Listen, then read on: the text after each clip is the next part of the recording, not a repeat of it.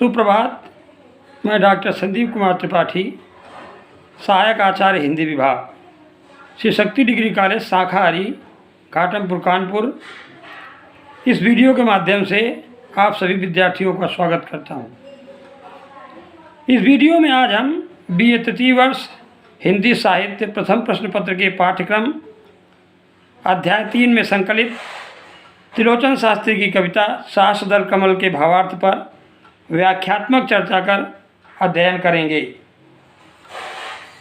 संदर्भ और प्रसंग की दृष्टि से प्रस्तुत कविता प्रगतिवादी विचारधारा के पोषण में वृद्धि करने वाले प्रमुख कवि त्रिलोचन शास्त्री द्वारा रचित है। प्रस्तुत कविता में कवि ने जीवन में आशावादी दृष्टिकोण अपनाने की प्रेरणा दी है या सलाह दी है। तो आइए हम देखते हैं कि कवि ने किस प्रकार प्रस्तुत कविता के माध्यम से जीवन में आशा का संचार करने की प्रेरणा दी है या सलाह दी है। कवि कहता है, जब तक यह पृथ्वी रसवती है।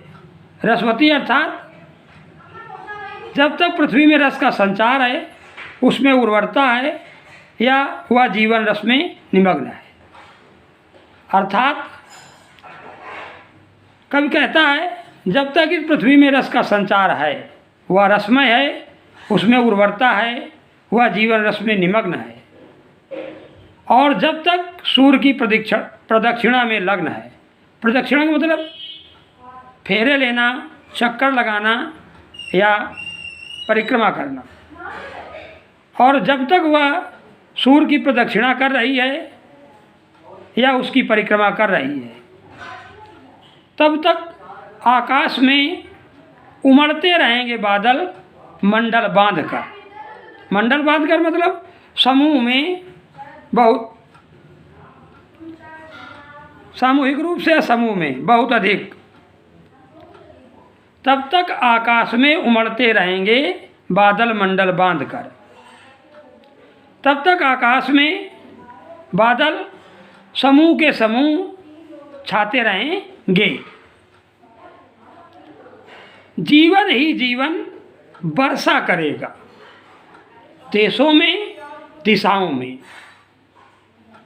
कवि कह रहा है, और इस प्रकार आकाश में बादलों के छा जाने से, उनके निरंतर इधर उधर उमड़ घुमड़ कर आने जाने से सभी देशों में, सभी दिशाओं में जीवन रस बरसता रहेगा या जीवन का संचार होता रहेगा।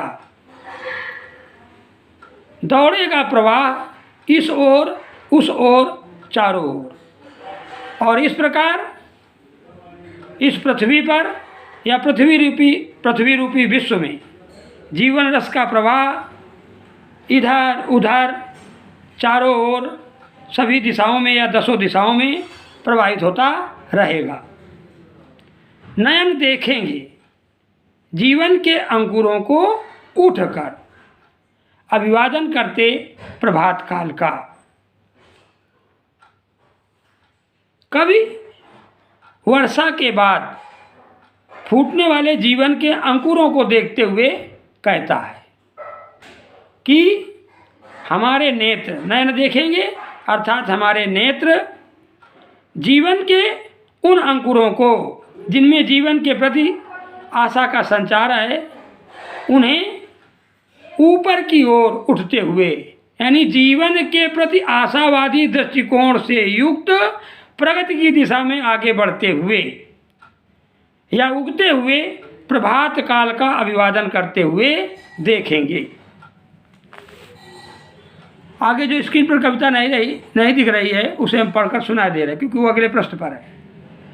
बाढ़ में आंसू बहा करेंगे, किंतु जल थिराने पर कमल भी खिलेंगे सहस्त्रदल। कवि का मानना है कि वस्तुतः जीवन निरंतर गतिमान रहता है, इसीलिए वह कहता है कि बाढ़ में आंसू बहा करेंगे। जीवन में अत्यधिक वर्षा के बाद भी, यानी जीवन में बहुत अधिक विषम परिस्थितियों के बाद भी आई हुई बाढ़ के जल में हमारे नेत्र अपने आंसू बहा देंगे, किंतु जल थिलाने पर, परंतु जब यह बाढ़ का जल स्थिर हो जाएगा, कमल भी खिलेंगे सहस्रदल। तब फिर से खिलने वाले जीवन रूपी सहस्रदल कमलों को हमारे नेत्र देखकर आह्लादित होंगे, प्रसन्न चित्त होंगे। अर्थात हमारे जीवन में जीवन के प्रति नई आशा का संचार होगा, हम प्रगति की दिशा में आगे बढ़ेंगे। तो इस प्रकार प्रकृति में स्थित अनेक उपमानों, पृथ्वी, बादल, उगते हुए सूर्य, वर्षा के स्थिर बाढ़ के जल के बाद नदियों में स्थिर जल आदि के माध्यम से कवि ने हमें जीवन में आशावादी दृष्टिकोण बनाए रखने की सलाह दी है। साहित्यिक विशेषताओं के संदर्भ में हम देखते हैं तो वास्तव में अन्य त्रिलोचन शास्त्री की अन्य कविताओं के भांति यह कविता भी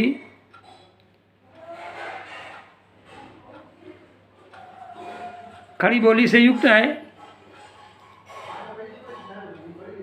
और कुछ स्थानों पर जैसे अंकुरों है, सहस्रदल कमल है, प्रदक्षिणा है,